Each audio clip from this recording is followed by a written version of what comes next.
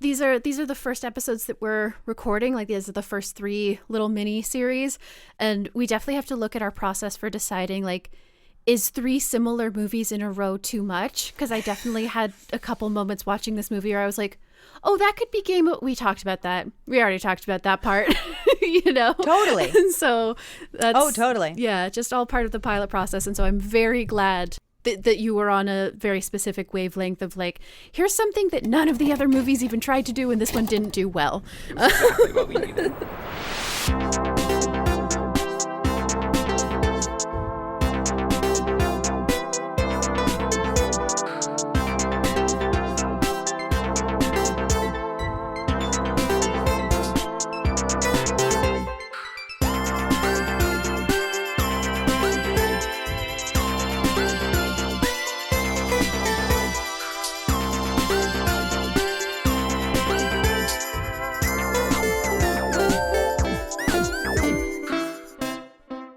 Welcome to This Should Be a Game, a podcast about adaptive media and filtering 90% of your life experiences through tabletop role-playing games.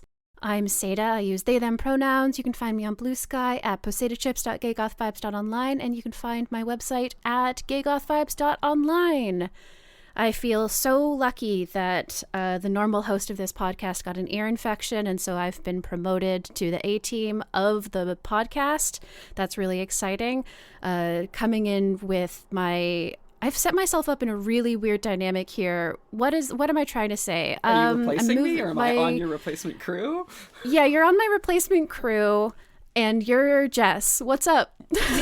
Well, as established, I'm Jess. My role and Bluesky handle is jessfrom.online or jessfrom.online, which is also my website. You can also find my games at Jumpgate Games, that's jumpgate.games, or on itch as Jumpgate Games.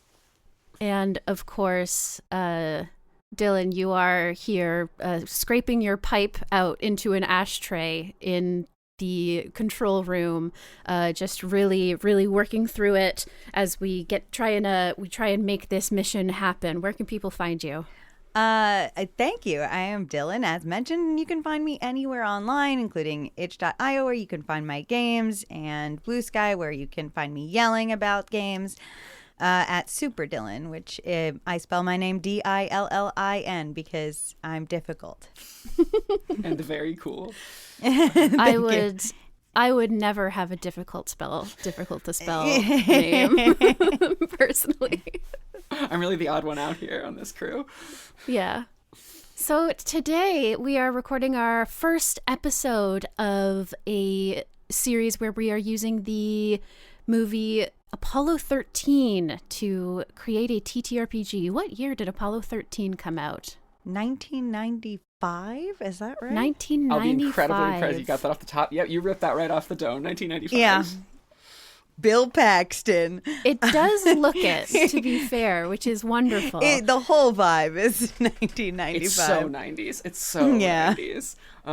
And is also, I think, the blueprint for a lot of what we have done this season. We've already recorded for The Martian and Gravity, and I feel just so much of the bones in it. We'll get back there, but... Before we do that, Jess, can you just catch us up on what this movie was? Happy to. So, we open on astronaut Jim Lovell, Tom Hanks, and his fellow astronauts Ken Mattingly, Gary Sinise, and Fredo Hayes, Bill Paxton, partying it up at Lovell's house, in a star-studded cast of male actors flirting vulgarly with women, while in the background, Neil Armstrong takes a small step for man live on television.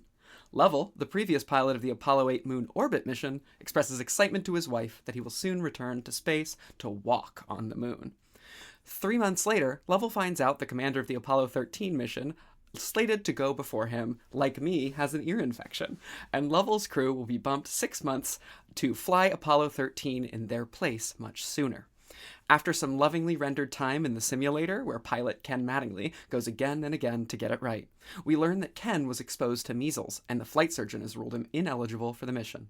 Lovell objects, but is forced to take backup crew pilot Jack Swigert, Kevin Bacon, a man he trusts far less than Ken. But it's either that or get bumped back 6 months for a mission that may or may not happen, as the constant threat of budget cuts lingers in the movie's background through press conferences and politician tours. Lovell's kids and wife Marilyn, Kathleen Quinlan, expresses nervousness about an unlucky Mission 13, but Lovell is unperturbed. Apollo 13 is go for launch and lifts off successfully into parking orbit, Lovell, Fredo, and Swigert in tow. 3 days in, pilot Jack Swigert is told by Houston to stir the oxygen tanks, which sets off a tank explosion that we, the audience, know the origin of, while the astronauts in Houston are sent into a panic, trying to identify the source of the problem and stop further loss of O2 and power. Cutting off all but one fuel cell in a desperate attempt to stem the O2 loss, the crew must now also cope with the sure fact that they no longer have the power to land on the moon. To make matters worse, this cutoff does not stem the leak, and the focus quickly shifts from the grief of losing the moonwalk to the increasingly likely loss of the astronauts' lives themselves. As the astronauts and hundreds of support staff on Earth scramble to simultaneously evaluate and address constant resource problems, the staff quickly realize that if they don't stop using power, they won't have enough to handle re-entry and landing. With no idea the source of the issue and no workable plan for starting everything back up, keeping the cabin livable, and more, the astronauts are told to shut nearly everything down anyway, leaving just radio and minimal life support. The astronauts transfer to the attached lunar lander to save resources for the command module for re-entry. Meanwhile on Earth, grounded pilot Ken Mattingly does not have the measles and is woken up at 4 a.m. to go back into the simulator and start trying to devise a procedure for restarting the craft and landing with just 20 amps of power. We enter a masterfully interwoven montage of cuts between Ken and the simulator, groups of engineers arguing furiously as they try to solve the oxygen and flight pattern problems, press conferences about the situation, anxious family members of the astronaut crews, the crew in space deteriorating from lack of sleep, freezing conditions, and an increasingly sick Fredo, and a stressed Houston anxiously attempting to manage it all. Engineers pour out a pile of random junk that they know is on board the spacecraft to figure out how to repurpose it and fit a square oxygen filter in a round hole. The Apollo crew burns their engines to hit the re-entry angle with no guidance computer and only a stopwatch and Earth in the window for navigation. Ken stays sleepless and near lightless in the simulator. He won't take anything the astronauts won't have, and with the spacecraft nearing Earth atmosphere, they still can't find a way to restart the computers and re-enter without running out of power. With the timer nearly up and a sleepless, anxious Apollo crew demanding a re-entry procedure and validating pilot Jack Swigert's earlier accusations that Houston had no working plan and kept that fact from them, backup pilot Ken finally realizes that they can reroute power from the lander to the module just in time to work out a skin-of-their-teeth procedure and send it to the Apollo crew. Sleepless, sick, and sad, the Apollo crew executes the plan, and as they fly away in the tiny re-entry pod, they finally see the outside of their former spacecraft and realize a full-on explosion ripped off paneling and may have damaged the re-entry heat shield. With nothing to do and no way to know, they begin re-entry, entering an unavoidable communications blackout. Houston, the watching world, and the movie audience wait in suspense as the typical 3-minute time ticks by with no peep from the Apollo 13 crew. With 4 minutes of blackout past and all hope seeming lost, the re-entry vehicle pops up on screen, Lovell comes in celebratory over the radio, and the whole world cheers as divers from a Navy ship pull 3 alive astronauts out of the water. Hanks, as Lovell, delivers an ending montage and voiceover, explaining the future of the main crew and speculating on when, if ever, humanity will return to the surface of the moon. Incredible. One of the reasons that I love sort of splitting up the summary duties and hearing from everyone individually is that my summary would have been just completely different, and I think that that's really just a fun way to start thinking about like the different parts of movies that stood out to all of us. And sort of on that note, Dillin, what was your takeaway from this movie, or like what stood out to you? What were your feelings about it? And also, had you seen it before? I think I was trying to figure this out because one, I watched this movie. It ended 10 minutes ago. Vidya and I watched it together out in the living room because, you know, we have homework.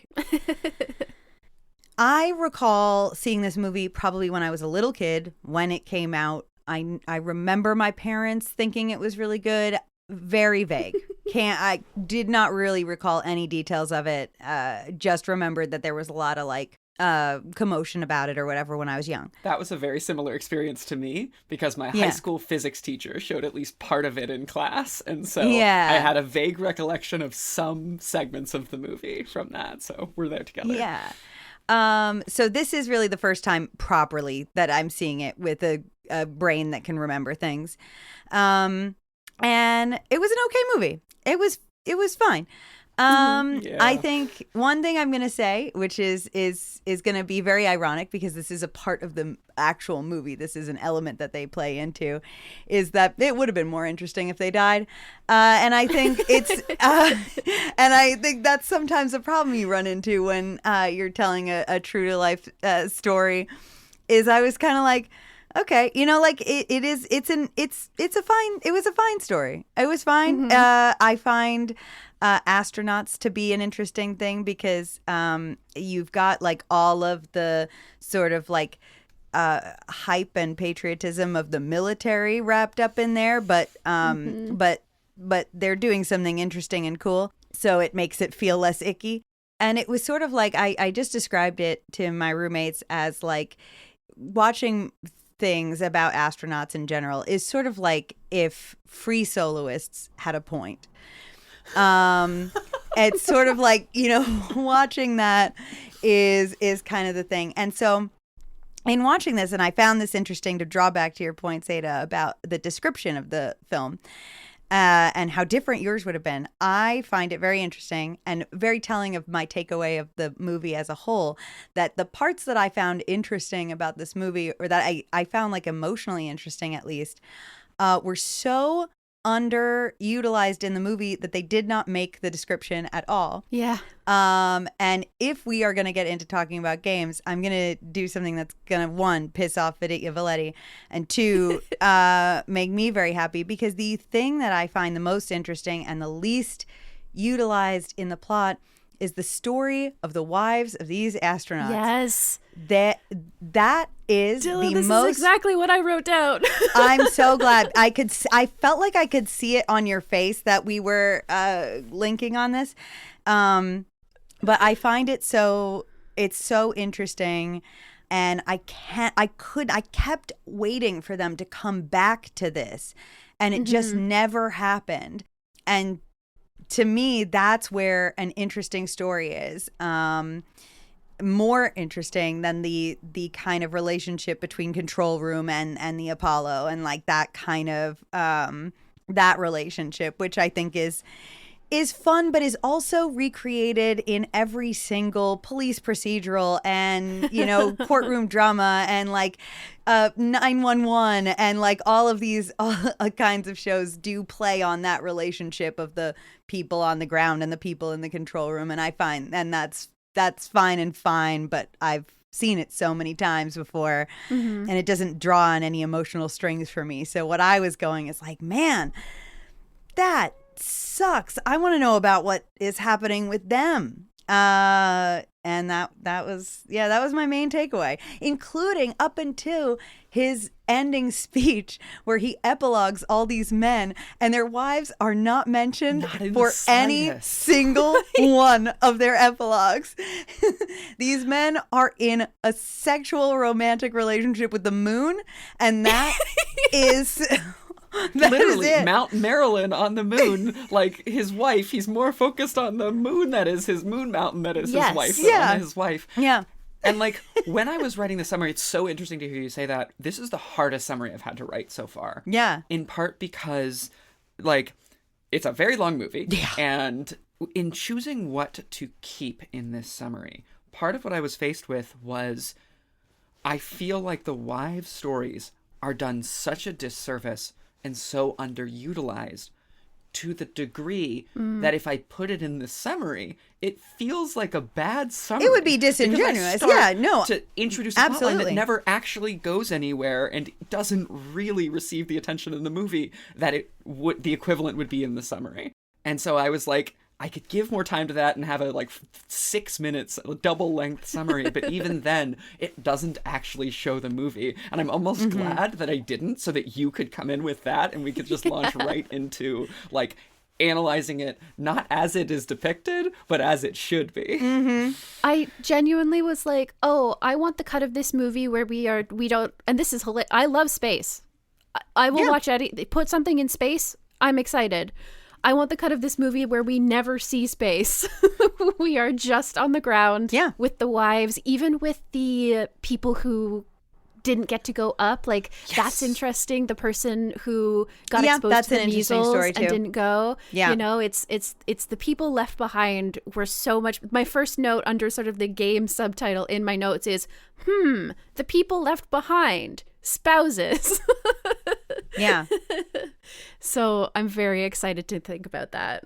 I feel you so much, and like all of the like the parts of the space storyline that isn't the storylines of the family that are most interesting is like hundreds and hundreds of engineers waking up and yelling at each other and trying to figure out how do we help these people that we can't be there with them. It's the Chernobyl miniseries, but not quite as good as the Chernobyl miniseries. Right. Which is interesting. And there is some interest there, but there's also, to me, like there's something interesting. And if I was to recreate something, because like for me, when I'm, making games, like there's always some sort of like emotional experience I want to bottle that, you otherwise can't bottle, and I'm trying to do it in a game. And for the astronaut that was left behind, in the end, he still had an active role to play in bringing them home.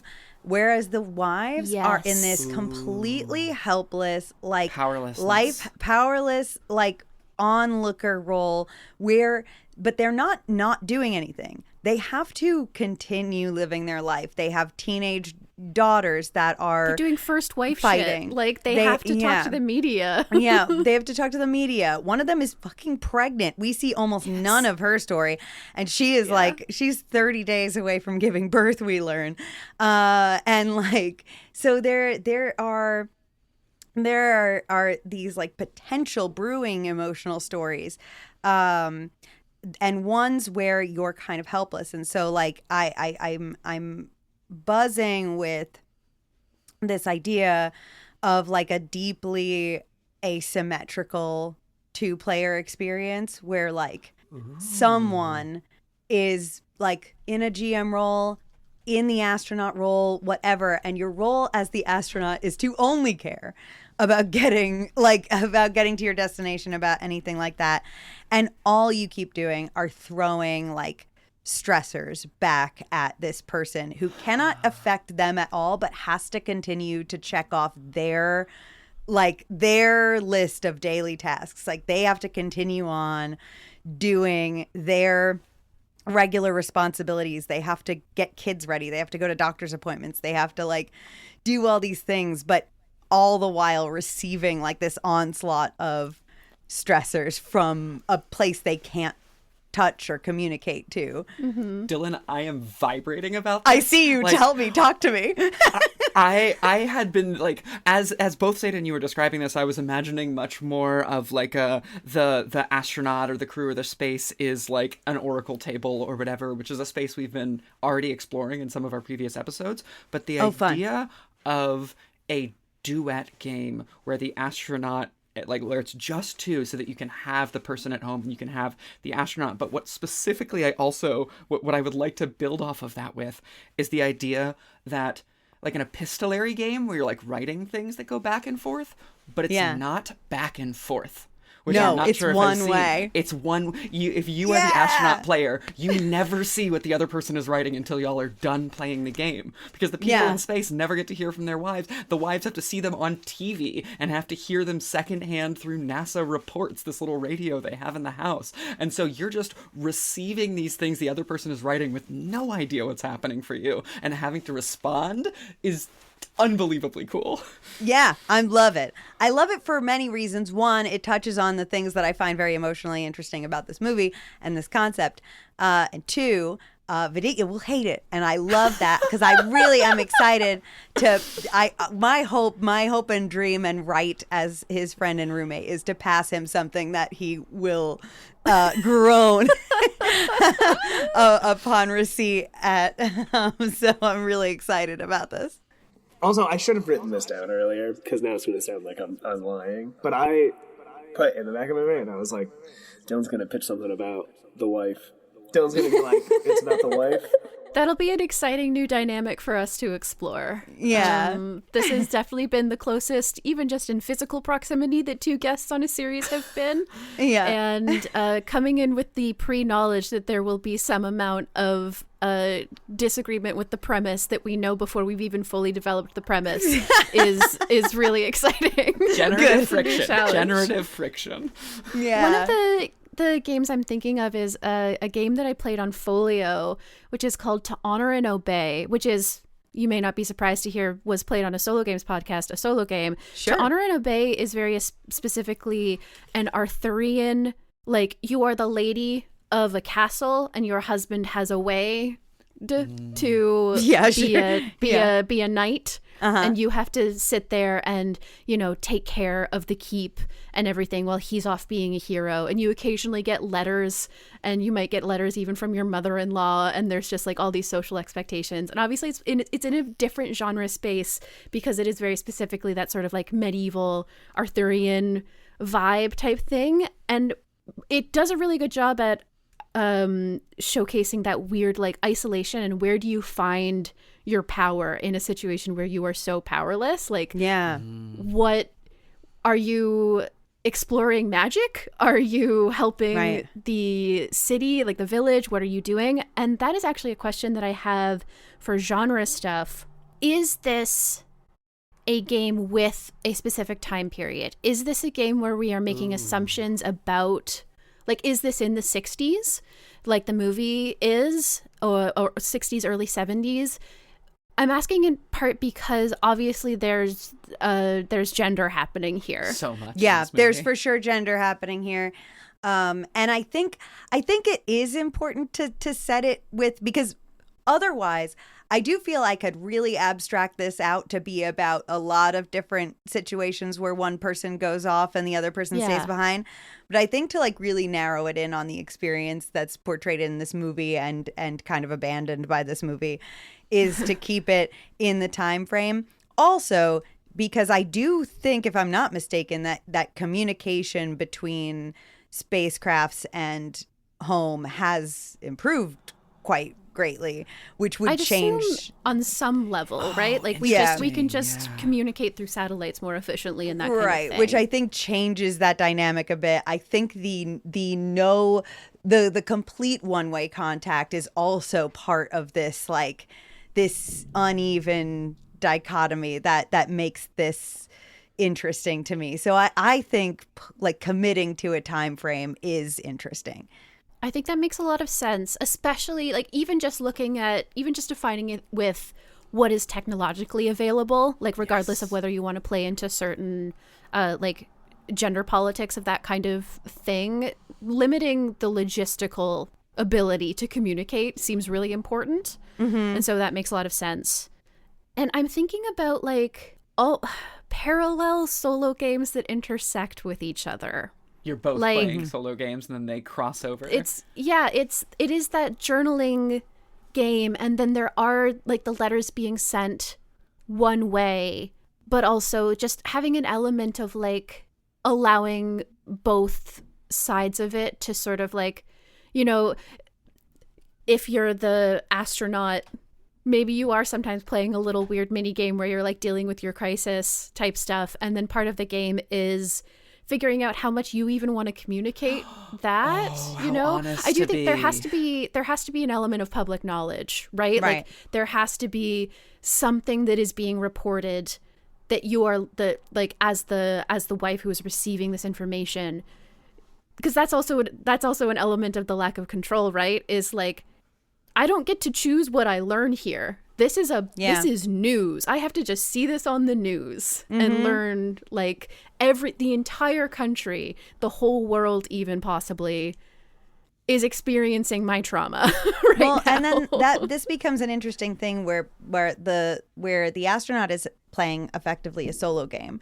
And the consequences of that solo game effectively make the astronaut the GM for the player, the duet game, like, because it's like the astronaut's playing a solo game, and that further like reinforces this theme where like the astronaut is not fucking thinking about her, is like you got your own thing happening going on, and you're managing that, and then just based on the outcomes of these things, these crises that you manage, how well, how poorly, whatever, you just kind of expel them, and then those impact this other person, and they're then effectively playing a 2-player game. So you have like that is kind of adding to this asymmetrical part that I've been thinking about for the last 2 hours and 20 minutes of this movie.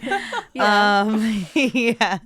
And building off of what Seda said, I also love the idea of like there being sort of established within the game different channels of communication.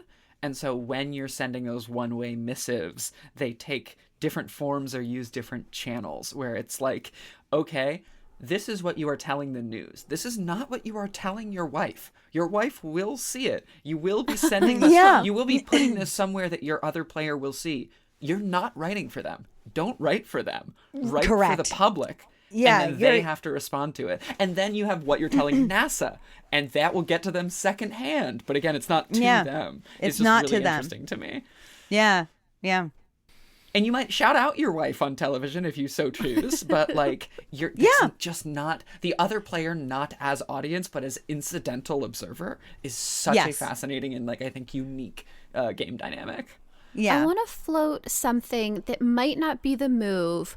What if it's a 3-player game and the third person is essentially the media or something that is like an intermediary that like can receive information that is sort of like doing a game of telephone, like which is interesting because if you give like different goals to these different players, the media's goal is to tell the most dramatic story possible. So feeding dangerous information, feeding crisis information is always going to be more valuable to the media than feeding like good news and successes. And so it's just sort of like keeping things in a like, if like say the media has like a kind of, you know, tick box of like you want to keep it within these 4 boxes of drama. You don't want to go so big that there's a panic induced, but you don't want to keep it so low that your ratings start to dip. So like how much good news and versus bad news are you transmitting is going to be that mini game essentially. And so then you're the filter by which the wife at home hears about this thing that could fundamentally change the rest of her life forever, and is being funneled through the lens of what's going to cause the best ratings and the best story. The dynamics in this already are so like beautifully purposefully like toxic. Yes. And like everyone is just like not able to affect the situation in ways that are actually going to help them, and that sounds so delicious and chewy to me to like be playing in that weird social space. Yeah, I love it. I'm fully into it. 2 things. 1, am I going too big or complicating it too much to be like, should that 3rd player or even 4th player, either the 3rd player also be NASA, or there be a 4th player who is NASA? Because NASA, interestingly, are the only people that the wife can talk to. And she can be like, you need to tell me more. You need to give me stuff. And she's getting stuff from them, but she's like petitioning them, but they're not really answering to her in any meaningful way. But there is one like person at NASA whose job it is. Yeah. What I feel about that is that I feel like the NASA's relationship in the story of Apollo 13 in this movie is they are locked in step with the astronauts on Apollo 13. Yeah. That's their whole, like, that's what I imagine is the game that I feel in my heart Viditio wants to make, which is this like, you know, this game about the puzzle solving between NASA and Apollo 13. Mm-hmm. And I feel that like but that story is like a locked that's a locked story. Like, and I, Totally. I the thing is, I'm not opposed to it. I wouldn't write it because I don't find that emotionally interesting, but I don't dislike it, and I think it could work. Let me change how I'm describing it, because I think I didn't convey it the best. There is one character who I don't even know if he ever got a name, who follows the wife around. Yes. Who never appears anywhere other than with the wife, and is like informing her of stuff. There's a NASA guy whose job it is to tell her things. He looks like one of the two dipshits from Chuck. I don't know if this is gonna land for almost no one, but there's two employee dipshits from Chuck, and he looks so much like it. It drove me insane. And his job is just basically to be like, yeah, so this is what we know. And she goes, that's not enough. And he goes, sorry, that's all I have. I can't do anything. And no amount of petitioning him almost ever gets her anything more. Right, it does, But he is responsible for informing her in a way that like feels like a similar role to what the media is doing, but in a different channel that I think is interesting. Because if she only got what was from the media, she does get a bit of privileged information, but in a way that is like not helping her in a dynamic I find interesting, but I don't know if that's interesting to you. That's why I almost framed it as the same player. Interesting. Yeah. The role that I'd like to suggest actually is that the astronaut player functions as that. The astronaut can't directly talk to the wife, you know? Like, the astronaut has to deliver messages through NASA. And so the astronaut is like being the astronaut. And then those NASA messages are visible to the wife. Yeah, right. But like, maybe whether it's a character or whether it's not, I don't know.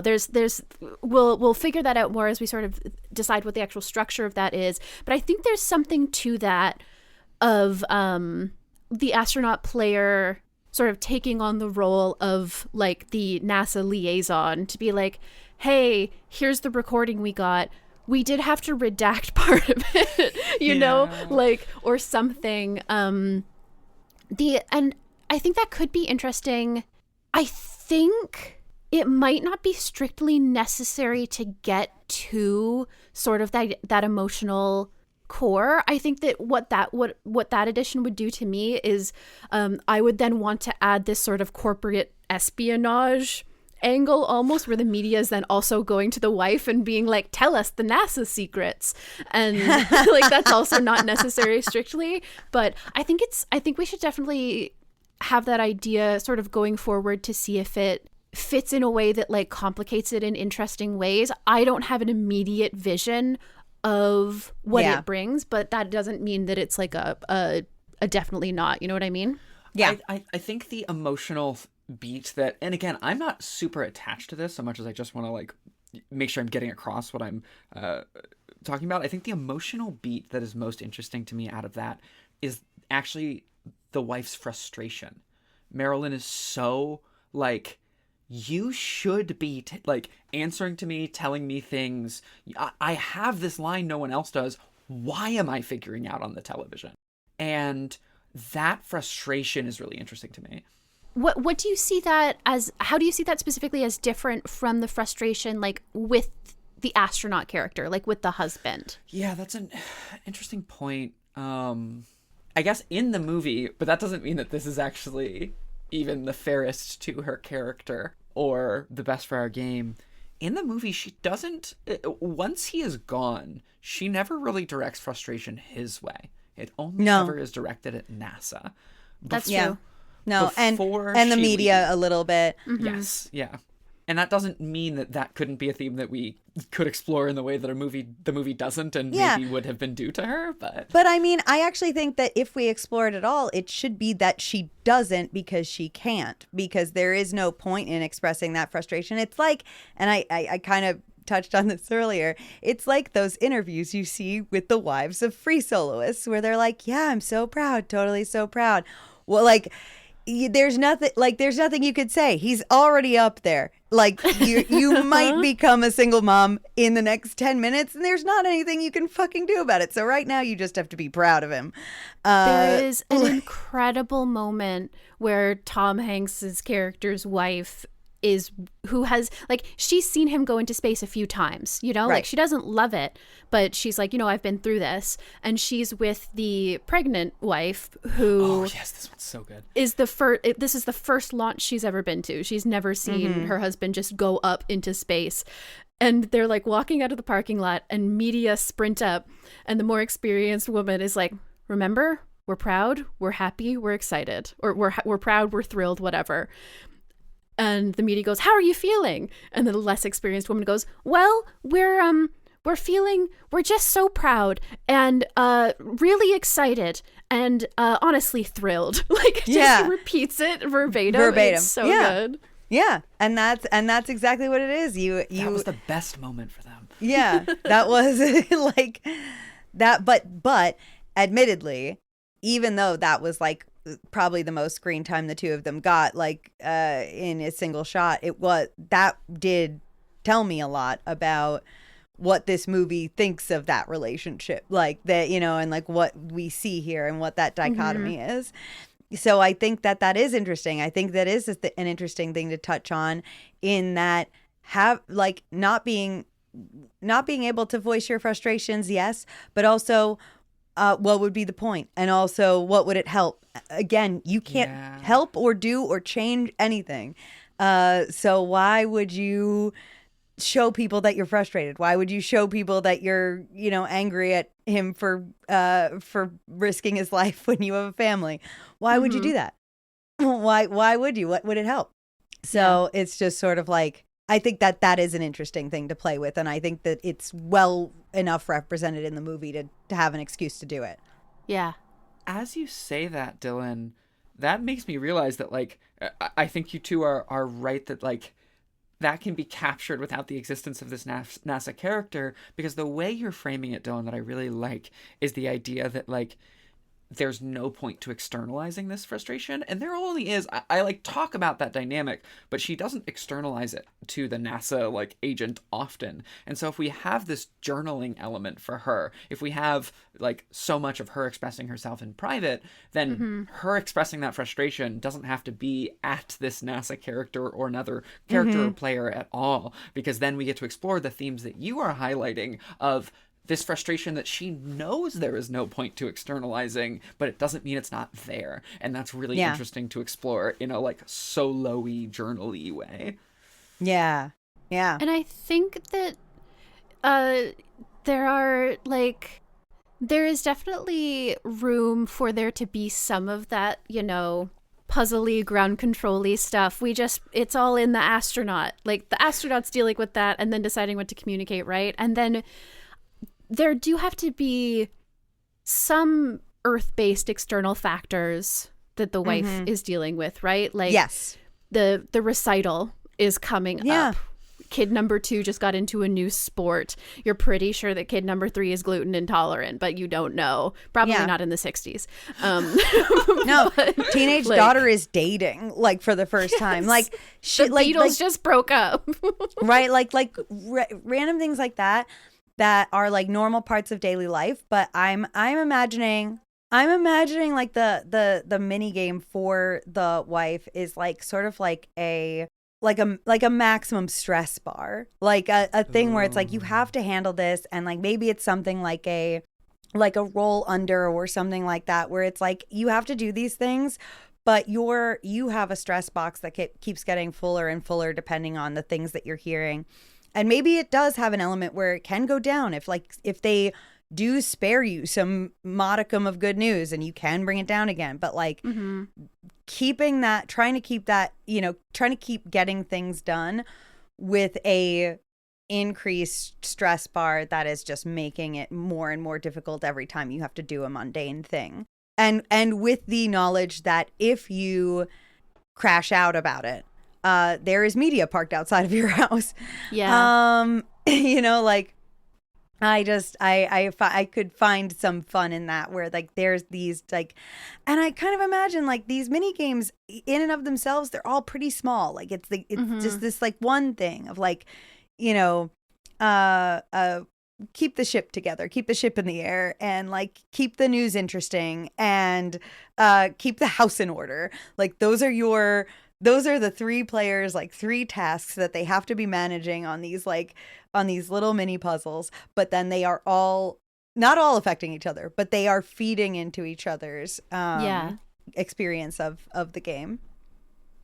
That immediately makes me like, if we're mechanizing a little bit more these experiences, it's so fun to think about how the mechanics pass and like filter down. So like if the astronaut fails their mini game, they're just dumping it. Like the wife has been like intricately balancing all of these factors or whatever in her mini game, and then the news comes down and it's just like the astronaut failed a challenge. And then the news sensationalizes it. Here's 3 penalties that you now have to deal with in addition to everything that you already were, in a way that's fascinating to me. Yeah, exactly. You're right in my noggin. Yeah, that's perfect. I'm thinking about cards. I'm thinking about playing cards. I'm thinking about a house of cards, but probably not literally, because I don't think dexterity game, just the metaphor of a house of cards is coming to me. I wish I actually knew anything more about solitaire, because I'm imagining in my mind this like stacking cards and these piles getting longer and longer. And like then the news comes down and it's like, okay, draw 3 more cards and find space for them. And then if it gets like the bigger the piles are, the like more stressed you are, the more of a mess you are. You got the recital pile and then this pile. I don't know anything about solitaire. It probably shouldn't actually be solitaire. I love solitaire. I'm trying to think if there's something there, because I play a stupid amount of solitaire because my love of solo games predates knowing about RPGs. Yeah, there could be something there. There's something about the solitaire aspect maybe being incorporated into the astronauts, because the solitaire is both a puzzle solving game and a game of chance. So like you are kind of doing both. There is an element to like having some thought to it, some problem solving, some order of operations stuff that goes on in solitaire. But ultimately, if you don't have the right shuffle, like it's unsolvable, which, is kind of a fun little play on the skill involved in being an astronaut. And then sometimes something just explodes. Mm-hmm. So that there's something there. If we wanted, regardless of whether it is solitaire, if we want to follow the sort of movie structure of they have to survive, which is totally up to us, I could see a version of this that is like, anytime you're stuck in like anytime something is bad, you can do a thing that causes you to fix whatever problem you're experiencing in solitaire, and that's what sends a crisis down the chain. Like, you get into a bad situation, and oops, you now get to like do a thing that usually breaks solitaire's rules, but that represents a crisis happening that the media hears about because it gets that bad, and then the wife hears about. So when you fail at solitaire, the person who pays is not you. The person who pays is your wife. Yeah. Hell yeah. Are you imagining that someone who is playing several games of solitaire over the course? I have absolutely no idea. Okay. I probably should not have brought up solitaire specifically. I'm so glad that Dillin is knowledgeable about it, but I don't even remember how to play. So the thing is that solitaire, you're not too far off base, because there is a really interesting thing there with solitaire. The problem being is if it is the sole mechanic for a mini game there is a thing with solitaire where based on like kind of the luck of the draw, you can either have a play of solitaire that's over pretty instantly with like no roadblocks almost whatsoever, or you could have one that's completely unbeatable point blank without with nothing that you can do about it, which is in and of itself interesting. But if you always want there to be some complications that the astronaut is experiencing and thus passing along, solitaire has a risk that just simply won't happen. So it is, but I like it as a general idea. I think that is there's something there. I just don't know how to make it work. I may be in the weeds here with all the card mechanics and stuff, but shifting a little bit. Seda, you brought up multiple games, like are you playing multiple times? Blackjack as a risk game that now happens in here's short something. rounds where Yeah. the That's what I was astronaut going to suggest as well. we're so in sync. Yeah, there's absolutely. definitely something there. Yeah. And you go over 21 and you generate a crisis. Yeah. Right. And then that crisis has to go down the chain. The media has to find out about it, and then the wife has to find out about it. Like, if you can get your target number without over 21, no one has to know. But, like, if you go over, you send it down, and that's gonna happen in Blackjack. I think I want to pivot a little bit here, just because it sounded, Dillin, like you were so interested in some of the more, like, emotional aspects of this. I don't want to get too caught up in, like, mechanical stuff unless it's, like, you know, really hitting all of us. Like, is there, what is missing here to sort of really fill out the experience of the player that is the spouse? Like, are we talking, like, the different prompts that we've talked about with, you know, different kids and everything? Are we thinking there are prompts? Or is it journaling? Is it games of chance in some way? Like, what is the experience of this, I think, is my question. I think what we do, what I would do anyway, is you brought this up maybe like right towards the beginning, that you guys have been playing with like an Oracle deck type of situation. I would love something like that, especially for the wife, although I could see that being like incorporated to the other roles as well. But for the wife, I kind of think it's like, all right, what I would do is I would give some realms with which this person's daily life crisis might happen. And I would do that via an Oracle deck. So like maybe it's something to do with like your children. Maybe it's something to do with like elderly parents. It's something to do with like your home and like the maintenance of your living space. Like, you know, stuff like these guys are gone, and like these minor things that maybe are just like an everyday occurrence just become catastrophic. So like these things, we're going to keep them like relatively small scale. They're not I'm not thinking that any of these things are going to be like on their own life-ending crises. They're going to be like these small daily hiccups. And so like an Oracle deck that kind of like gives you a realm with which they would their problem of the day would be, but giving the player some freedom to like create what exactly it is. Mm-hmm. You know, because ultimately it doesn't really even matter if it's, you know, your son has a game, or your daughter, you know, just broke up with her first boyfriend, or like whatever thing it is that you as a parent might deal with on a daily basis. It doesn't matter how small or how big it is. What matters is that your ability to manage it is being impacted by something outside your control, and whether or not you manage it is really based on your ability to handle that. And so that's the interesting thing to me. So what I would do is I would give like rough frameworks either through prompts, or I do like the idea of an Oracle deck type thing, and then give some room for the player to like make the character their own by kind of crafting what their life looks like, by creating what kind of problems they have. You know, maybe it's like the first time, you know, like maybe it's a first time mom. And so like all of her problems revolve around the fact that she's, you know, alone and got morning sickness. Like she's alone in the house, right. And, you know, right. Like things like, you know, her problems might be different. So like we give you a little category, we give you a little framework, and then let you kind of craft what this individual woman's life looks like through there. That raises a question for me that I also think like some of the stuff you're saying there is really interesting to me, which is that like, is parenthood an assumed part of this role? Or can it also be like just managing your own personal life, your relationship to the media, could be your parents? Like I loved the like grandmother character as like a family obligation.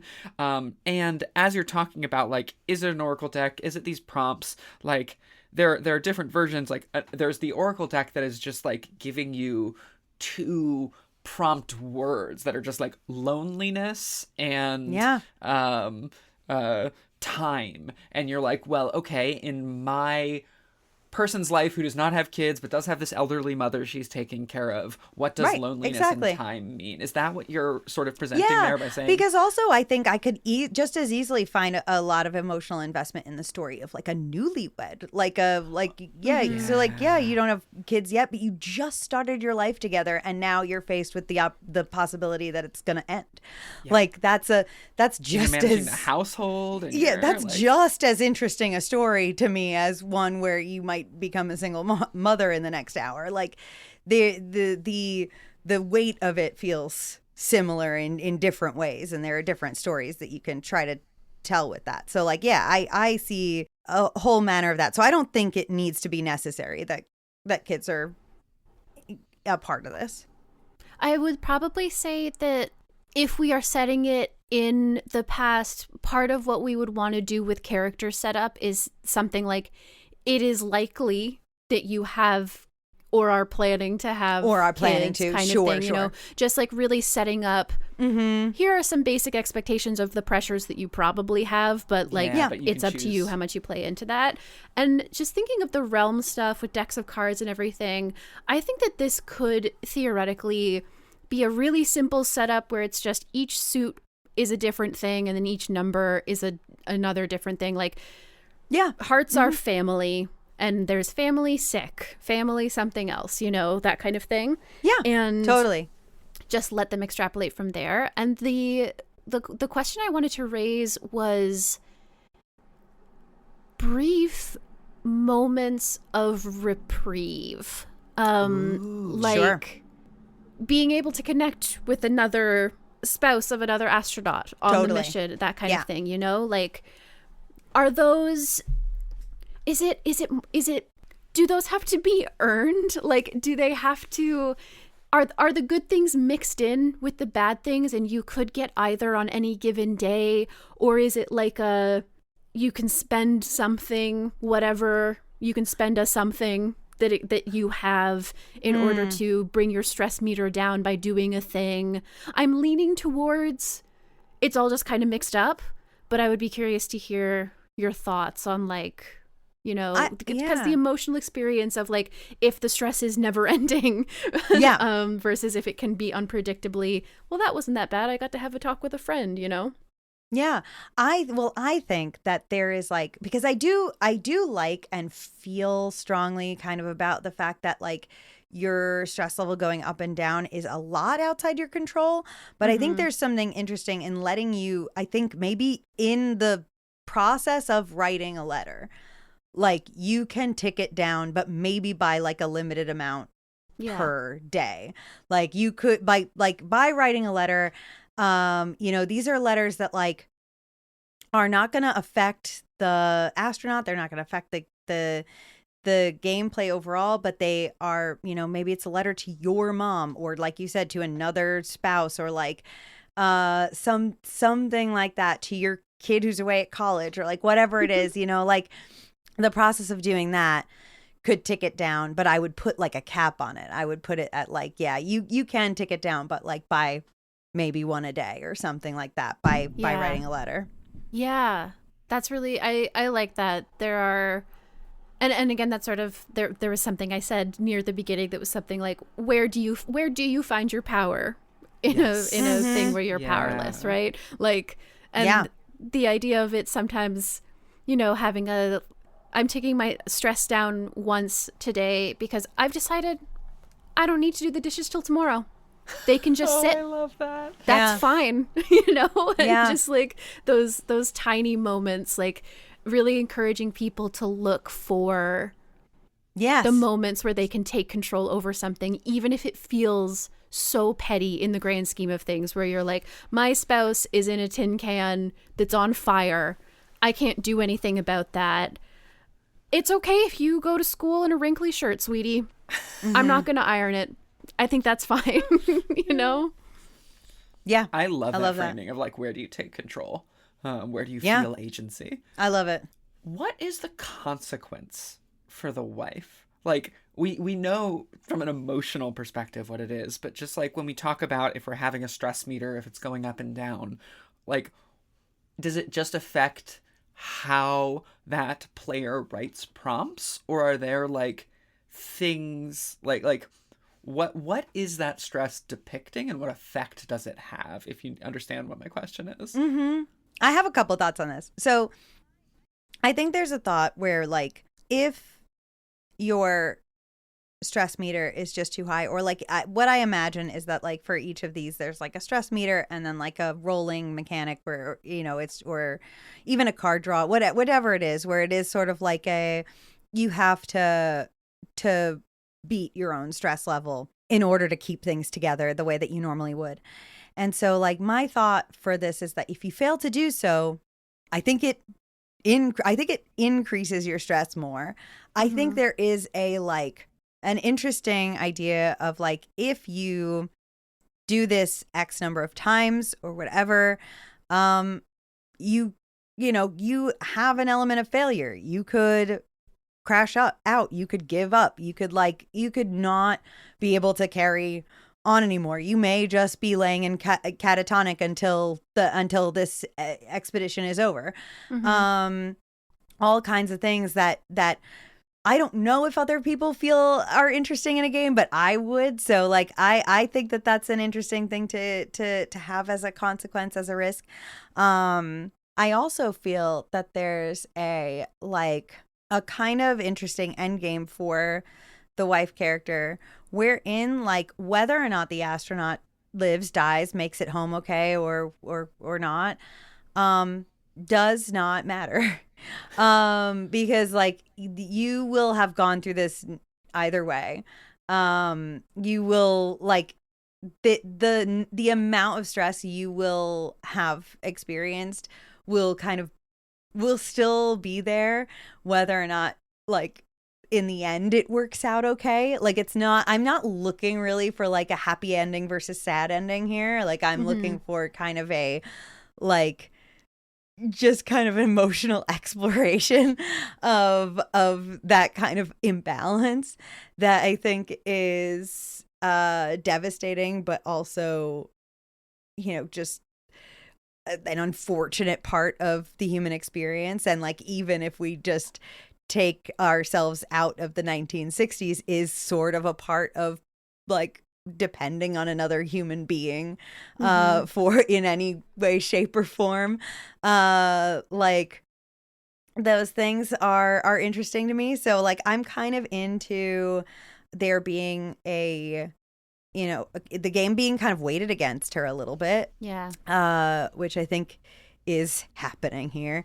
And I think that's interesting. I think that's in line with what with where I see this. And then I do feel like there's an opportunity for her to have either a crash out or, like, to maintain composure. Like, there could be a chance that, you know, she keeps those stress levels lower and she succeeds despite them all, and she overcomes, like, great levels of stress, and who cares? This is not about you. It's about the United States of America. Yeah, you don't even get mentioned by name in the epilogue. Yeah, you know? yeah, it doesn't matter. Your husband's an astronaut.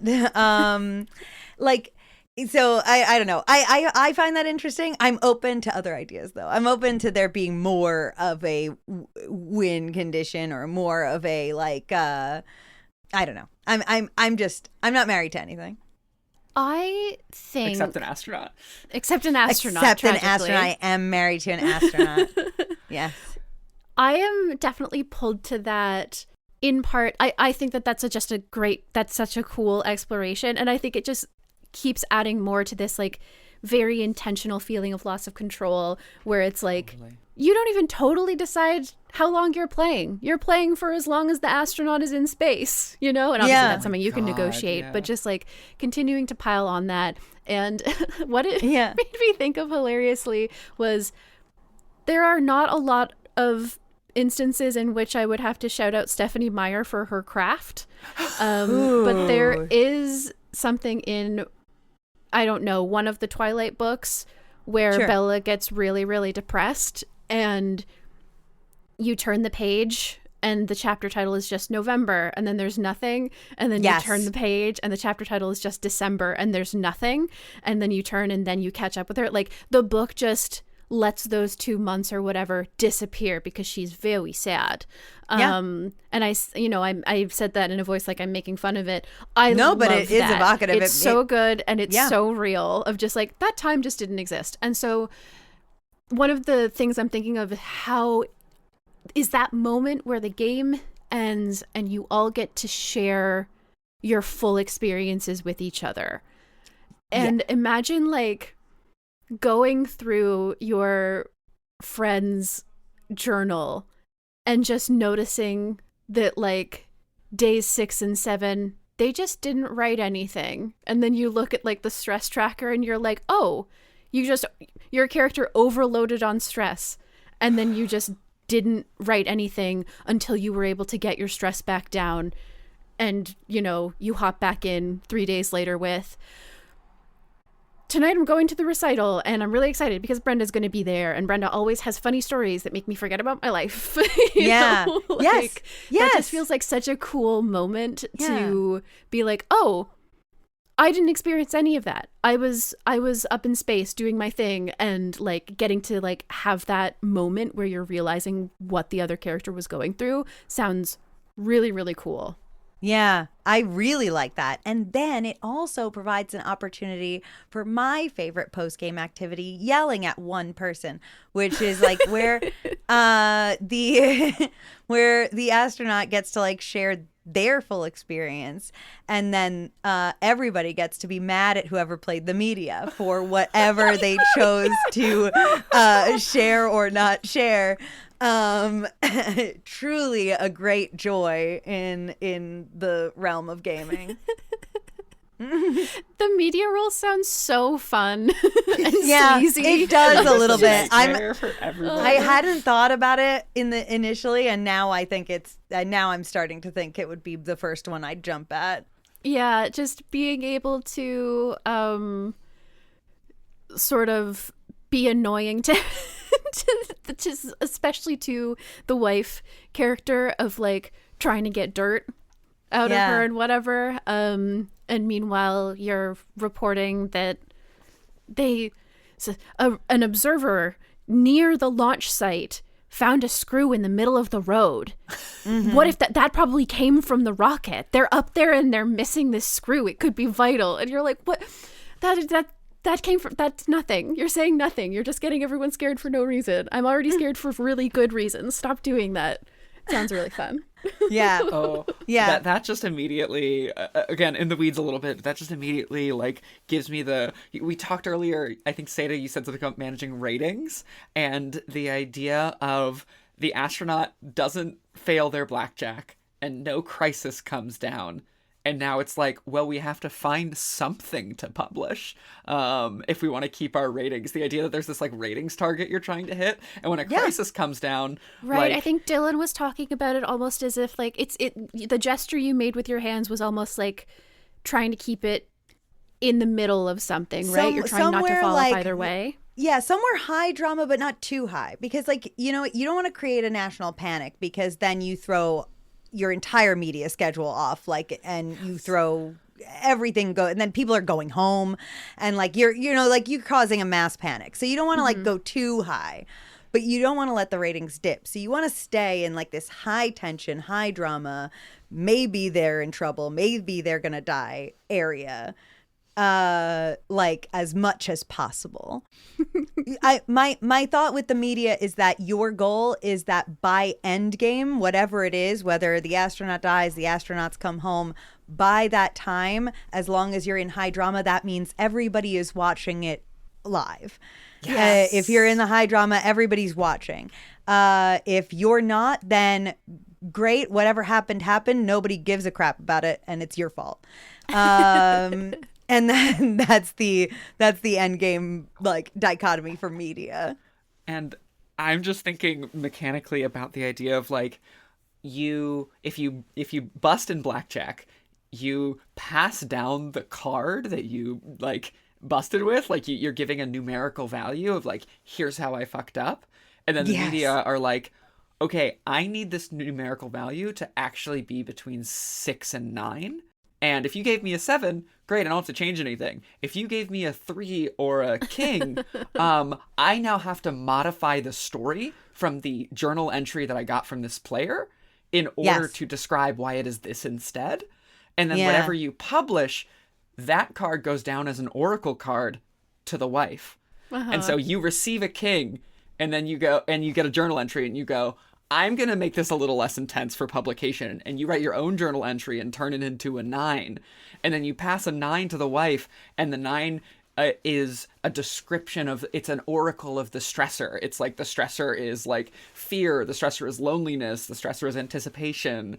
And so what card you pass down determines what the stress looks like for the wife, but it's the media choosing the value that actually goes down after receiving one from above. Does that make sense? And like, if you have to boost it, you have to make up news. You have to find the screw to get your 3 to a 7.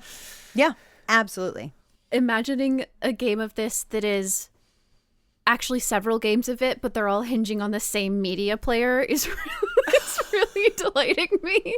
It's like the media player is technically sitting between 3 different tables and being like, all right, I'm synthesizing all of the astronaut stuff from people, and then I'm putting out my publication to all of the wives. It's like, and then there's like NASA over here and this group over here, and the media is just the only like mediator. Yeah, absolutely. It's the LARP version, the mega game version. Hell yeah. The mega game version. This is apparently, we're just always going to think of what is the mega game version of this? Yeah. I'm just going to say, I like it. Like, I like it. I think it's good. Oh, this rules. This is the movie I think I was most nervous about so far, just because I got to agree with you, Dillin. It was fine. It was fine. And you came in with such a vision. Like, I thought that there would be interest in this specific room of, like, the experience of the wives in a way that I think is fantastic. And, like, I love adaptive media that looks at what's underexplored in the original piece.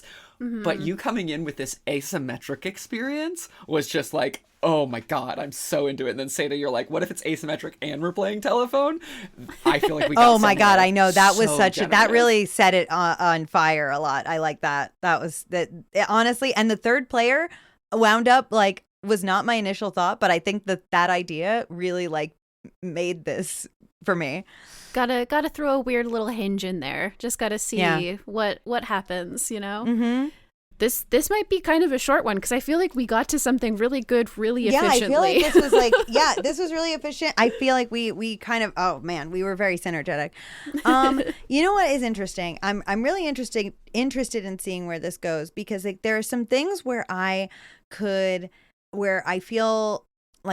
strongly about the asymmetry of the game, which I think we all are on the same page about that. I feel strongly about the game being weighted like kind of against the wife's like position that she's in, sort of just this like not completely helpless. She has her avenues. Like Satah, I think it is smart that you brought in like some avenue for her to help herself, some avenue for her to like reduce her own stress, but that she's still on the back foot comparative to the other roles. So I really feel strong and good about that whole thing. The thing I kind of am curious and interesting as to where this goes, but I feel like I could be happy in a lot of different ways, is what the actual ending, the end state of this is. Yes. Yeah. I can picture a couple of different things where, maybe it is true to the movie and they always do come home, and really it's sort of just like in a sharing of the aftermath. Like a sharing of what your real experience was with one another, and revealing what was kept secret and what the other person went through without you knowing, and kind of exploring that. And I think that that's really good and strong. But I could also see merit in there being like a chance ending where it's like, the astronaut could succeed or fail, and that could be an end state that's up in the air. And so I'm like, really what I'm getting at, I guess, is that the parts that I feel the strongest about, I think we've all kind of locked in on really well. Like that asymmetry, that position of the wife, the position of the media, that in-between game of telephone, like all of that stuff really hits on what I took away from this which was an emotional experience that was like touched on, but then completely forgotten by the film. And so I think that is like, I don't know. That's the part that excites me the most. That's the part that I was the most passionate about coming in. And I feel like those are the parts where we really like stuck the landing. Yeah. So whatever winds up happening about the ending, I feel like I could be happy in a lot of different ways. And so I'm not too concerned about it. I feel like I can go in a couple of directions here and still be happy. As for the ending, I'm pulled in a couple different directions as well. Like, I think the moment of sharing all of the stuff that you kept private is definitely, like, going to be the most compelling part of that moment, no matter what we design from a mechanical perspective. And that, like, we don't necessarily need something for the ending, but it could be fun to explore that space regardless, even if it's not, like, strictly necessary. And meeting some of these things in the middle, I'm curious about whether everyone gets a specific set prompt at the end is an idea I want to pitch. A final journaling prompt. And the prompts that are coming to me, and like even if it's not these prompts to give you the emotional tone of it, is like, for the wife, do you feel differently about your spouse now? And like, how has the way that you think of them or your relationship to them changed while they've just not even been there? And then for the astronaut, do you want to go back to space? Right. And like, basically, because has your relationship to the moon changed? Yes. And it's the implied question of, when you get to read that in the post game as the spouse, you get to go, is this person willing to put me through this again? Yeah. And then as the media, like, do you feel good about how you covered this? Right. Just having some sort of reflection question from each of them, that before they're allowed to talk, they have to reflect, and then everyone gets to see each other's private reflections, is really interesting to me. Jess, I feel like you fucking nailed it. I feel like that feels great to me. That feels great. I like it being before the share a lot. I think that puts a lot of like context into the weight of the share. I think it could also be a collection of questions, and you either pick one or draw one. I think that there can be a couple different things. One of the moments I immediately thought of that I would love is the astronaut and the wife especially asking each other very simple questions that you're not allowed to expand on. So the idea, like the astronaut asking, "Did you miss me?" And the wife can only in that moment say yes or no, essentially. And then the spouse asking, like, are you going to go again? And getting a yes or no. Like, just trading a couple of those questions back and forth in, like, a really simple, limited communications way. The final prompts not being picked by you, but being picked by the other people that you are in relationship with is so interesting. Sort of, like, brings it back to, like, we're all connecting again here, right? Is this in addition to a final, like a reflection prompt before you come together? Or is this in place as sort of an ending? What are you thinking there? I don't know. I think probably in combination in some form, but I don't have like a full vision of what that would be yet. So I think it's sort of like part of it is that I think that a lot of this stuff is going to depend on if we develop out the astronaut side more. Totally. It will become more obvious to us what the possible endings are. Because if we end up developing something that has a mandated you get home safe ending, that changes things. Whereas if the astronaut can have a fatal failure state, then we have to leave that open for very then true. We have to figure out like, okay, cool, well, you're not playing the astronaut anymore, you have to go home and have a state funeral. You know? I think I'm starting to lean towards they come home every time.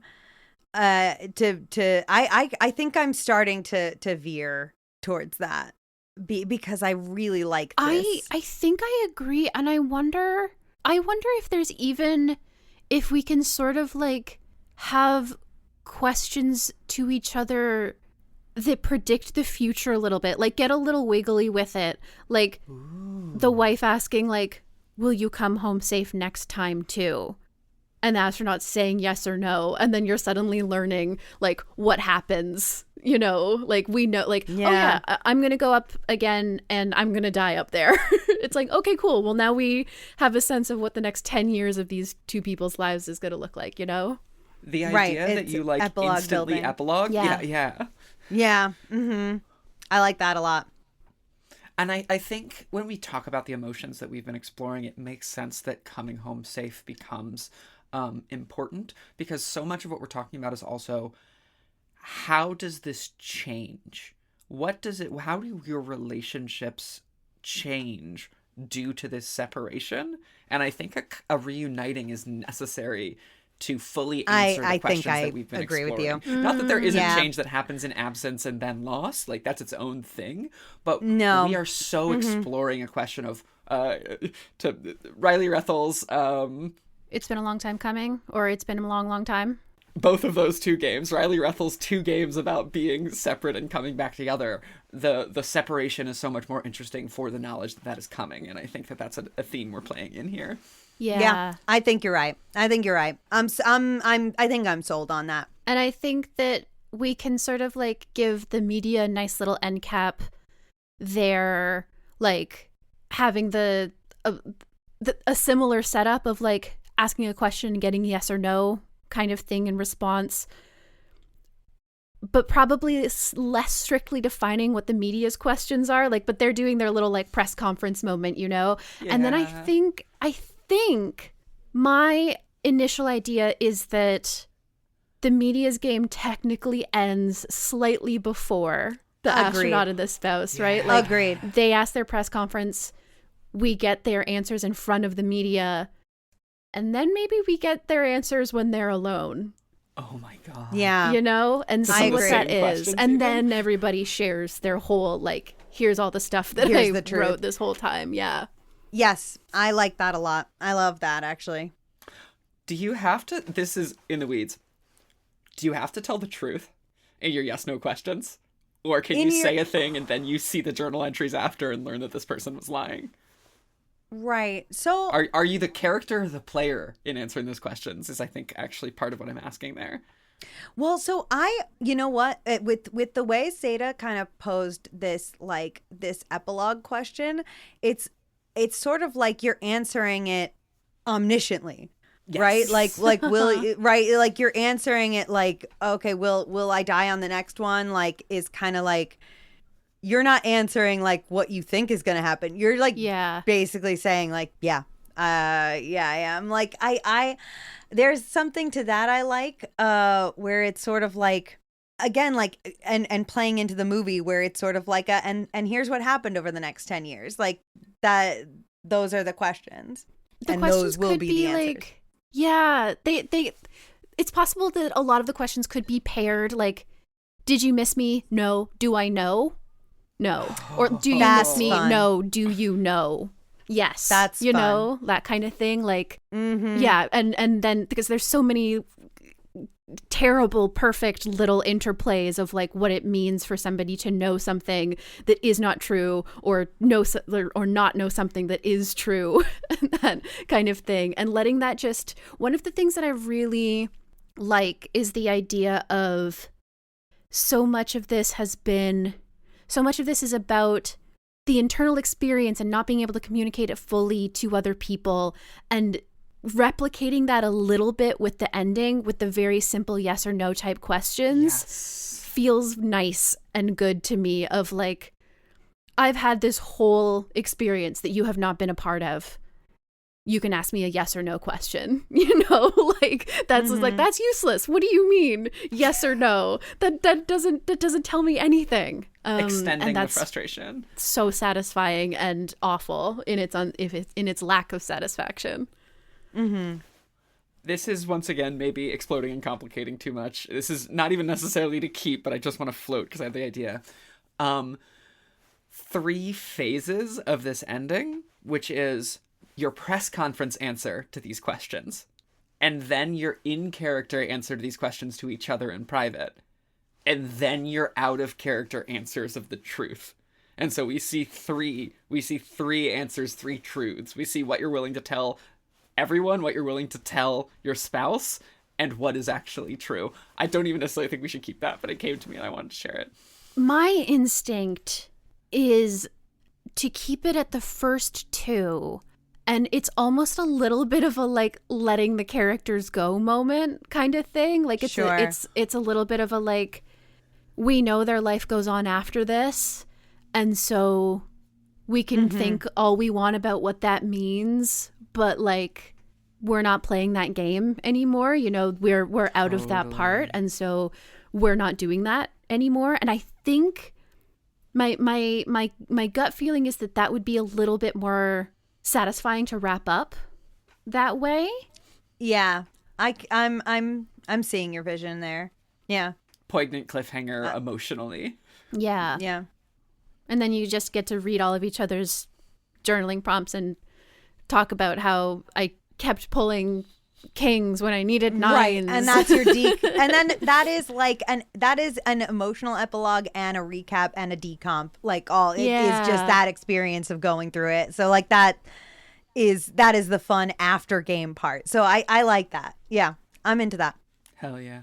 Well, I am so happy with everything we developed Me here. too. I am so delighted to watch from my understanding, fairly technical, like I think that this is one of those movies where they were like, we had NASA technicians advising us on everything, you know, like I am just absolutely chuffed, as it were, that to come out of that experience of a quite technical movie and sit here and talk about a feelings game. That is one of the most beautiful transformations I can imagine from this podcast premise, and Dillin excites me. Dillin is here and has had an effect. I'm so glad we had you on for episode 1, Dillin. I'm so happy. I'm really genuinely psyched. And psyched to see how it evolves from here. Genuinely, truly. I'm so it's very funny that the timing ended up that you and Vidisha are back to back. We'll have to I'm so do happy. a whole house series at one point. Yeah. Everybody. That'll be an interesting telephone experience. Yeah. For our listeners, that household is 4 TTRPG luminaries of Dillin, Vidisha Valetti, Elliot Davis, and Rowan Zioli. So truly could be the most incredible game of design telephone ever played. Yes. And we don't do as much clever thinking as people seem to think, so it would be nice to have an excuse. Yeah, people are always like, are you guys just constantly coming up with great ideas? This is not a I'm salon, this is my house. I'm like, most of the time we're just making noises. So it'd be nice. Yeah, that's great. This is gonna be fun. I cannot wait until Vidi records, so then we can finally talk about it and hear what we each did. I'm very excited for that part. Well, this has been absolutely wonderful. Thank you so much, Dillin, for kicking this off with us. Do you have anything you'd like to direct people towards? Any plugs or anything? Yeah, you can find me on my podcast One Shot, where I play a new indie RPG every few weeks with a new rotating cast of performers. Excellent stuff. Or Dork Spawn, where we play video games that are choice heavy and we discuss them chapter by chapter like a book club.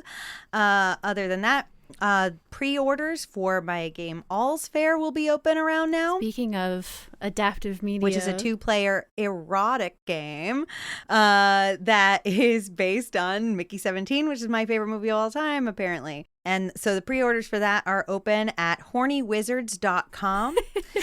And otherwise you can find me on the internet at superdillin. Jess, how about you? Yeah, you can find me everywhere as at jessfrom.online or at jessfrom.online, which is also my website. You can find my games as Jumpgate Games. If you like duet games and games about romantic tension often, you can find my game I Have the High Ground, which was also played on Dillin's One Shot and design consulted on by Satah. You can also hear Dillin and Satah play my game Going Rogue on Dillin's podcast One Shot. So if you like this group of three, there's all sorts of interconnections there. So yeah, you can find all of those things across the internet. And yeah, you can find me on Bluesky, potatoships.gaygothvibes.online. You can find my work generally at gaygothvibes.online. You can join the Haunted Table Patreon at Ghost tier or above. That's $3 or more to find the House Edge, which is our triangle agency fist crossover that is a card crawl looter shooter. You're using cards, you're making a dungeon, you're going through, and you're in a time loop. That's the important detail I was trying to remember. It's an eternally repeating June day. I think that is probably everything. And thank you so much for listening. This has been... This should be a game. Sorry, my vibe happened to me unexpectedly, and I surprised myself. This has been This Should Be a Game, the podcast about the moment where you say, this should be a game. This should be a game. This should be a game. Follow the show on Bluesky at thisshouldbeaga.me and join the Discord at discord.thisshouldbeaga.me to talk games with us. Support the show financially on Patreon to vote on movies and genres that we cover and see the notes we take during the movie and stuff. Thank you to Cris for the logo, and thank you to Nicky Flowers for the theme song. This is your chance to go to the lobby and get a snack, then join us back here next week to keep this conversation going with the DT of Aletti.